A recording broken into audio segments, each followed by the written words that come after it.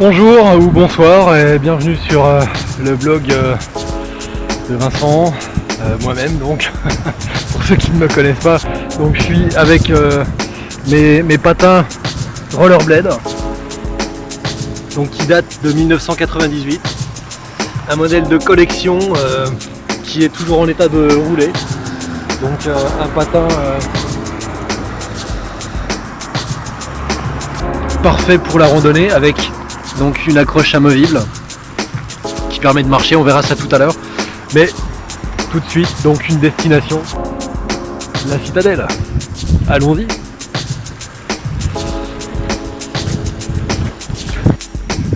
Toujours avec les rollerblades, donc un modèle qui a dû être dessiné à New York dans les années 90, vraisemblablement par la fameuse marque Rollerblade, et qui permet pour un Parisien de se déplacer très facilement avec un système de chaussement amovible où on peut également fixer des patins à glace.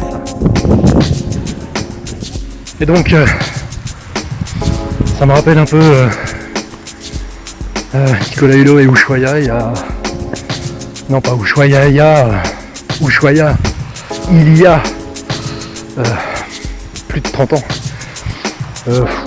ouais, disons la fin des années 80, Nicolas Hulot nous proposait des séquences de différentes natures pendant ce direct sur TF1 ou avec un équipement pourquoi pas similaire à celui-ci. Eh bien,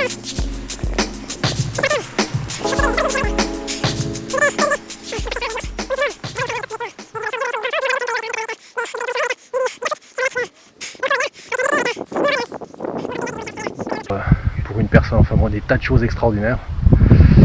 Et là je dois vous laisser puisque c'est le moment d'envoyer une pub.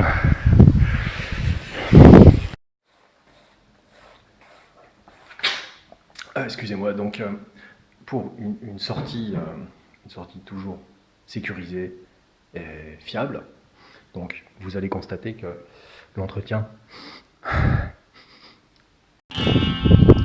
et donc le moment de chausser les patins, donc naturellement un moment très important puisque donc je vais pouvoir faire correspondre l'usure des roues qui est plutôt homogène puisque j'en prends une très grande attention, pouvoir gérer l'usure des roues en fonction de l'intérieur du pied et du phénomène de poussée qui dégrade dans un certain sens la gomme.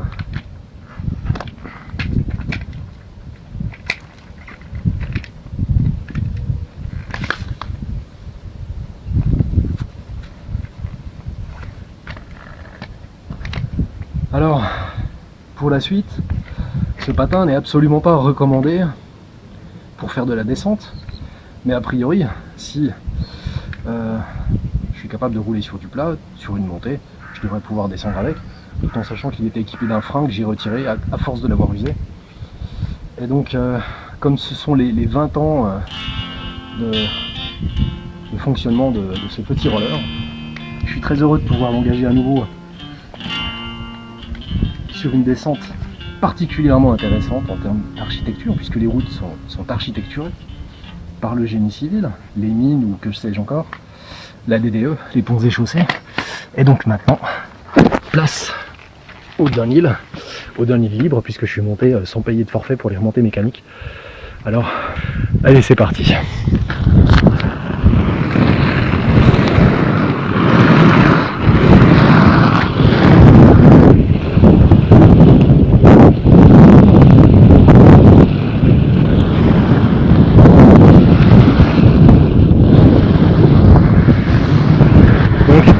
La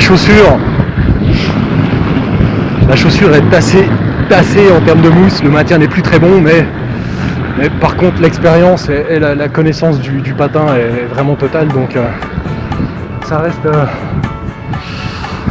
quand même assez facile.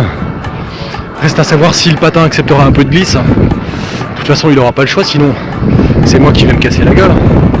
Alors messieurs dames, naturellement, si vous n'êtes pas à l'aise sur ce genre de pente, je vous recommanderais effectivement de porter les protections nécessaires à votre équilibre, hein, puisqu'il s'agit bien de la rue des fusillés. Donc si vous avez besoin d'un gilet pare-balles, de protection aux genoux, aux coudes, avec des gants, des rangers et un certain nombre de protections qui devraient vous garantir l'absence de blessures, alors naturellement dans ces cas-là, équipez-vous.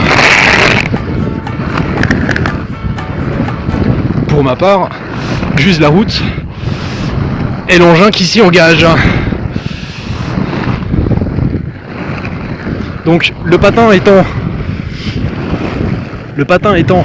très court, contrairement au modèle de descente habituel, le roller alpin que nous connaissons tous, avec 5 ou 6 roues, donc la lame étant très courte, j'ai beaucoup de mal d'engager un survirage, vous voyez, un survirage ou un sous-virage du patin pour gérer la glisse. Mais l'avantage, avec les roues étant particulièrement usées et avec mon budget restreint, mesdames, messieurs, c'est un avantage puisque les roues n'avancent pas, donc effectivement je n'ai pas besoin de freiner. Là je croise un piéton. Bonjour monsieur, c'est pour un direct sur Facebook.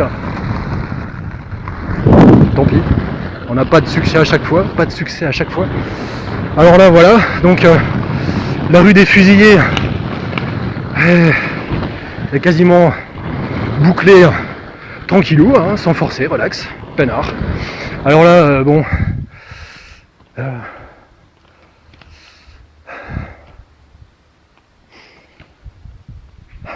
une seconde de recueillement avant de prendre le passage de la canopée. Alors, est-ce que je garde le téléphone? Est-ce que je le fixe sur ma GoPro? Est-ce que je me l'accroche sur le front? Est-ce que je me le mets sur le plexus? Est-ce que je prends une barre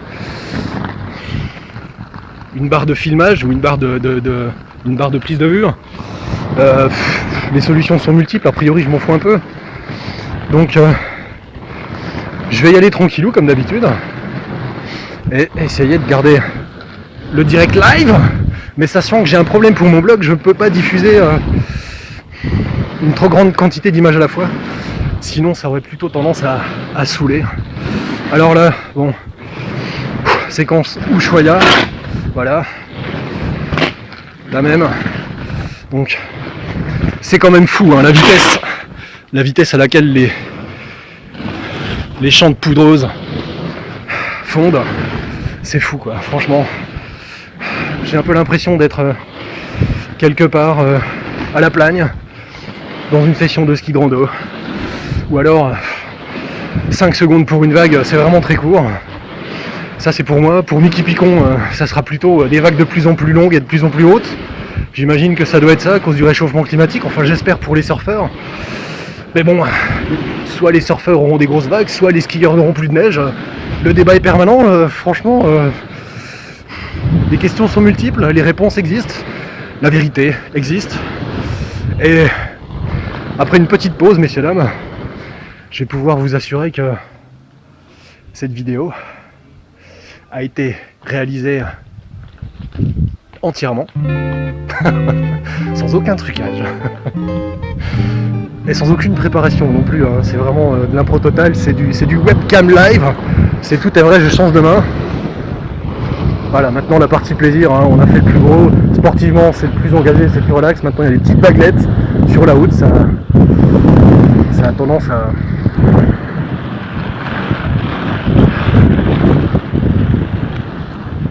faire une petite marche arrière histoire de se détendre. Je la prends comme ceci, voilà. Une deuxième.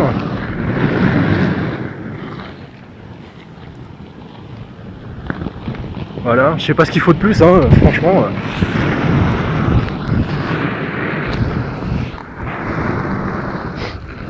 Alors, le monument le plus important de ce parcours, c'est bien entendu la porte taillée, la porte antique, où des touristes sont actuellement en train d'examiner les bas-reliefs, pendant que je m'approche. La colonne qui a les deux, vous connaissez le calcul avec ça et le sanglier d'Érimente. Ici, on voit la déesse Minerve qui est menacée par un géant de la tuer à Cali, etc.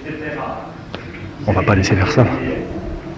Derrière la colonne, et la colonne a sauvé.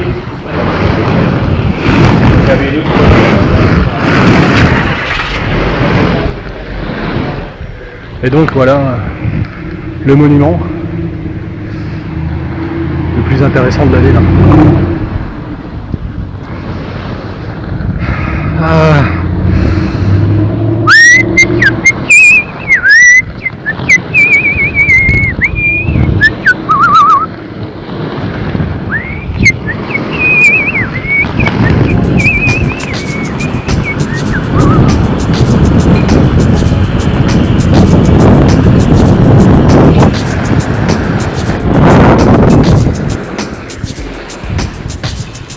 Alors encore un très grand merci à Rollerblade pour la qualité exceptionnelle de cette réalisation sportive d'un outil fantastique qui est fait pour me transporter dans des endroits exceptionnels sans danger naturellement. Bientôt pour un prochain live sur vincentduclair.com, le blog. Ne vous perdez pas trop dans les graphismes, attention, surtout à certaines heures de la nuit. A bientôt, ciao, bye bye.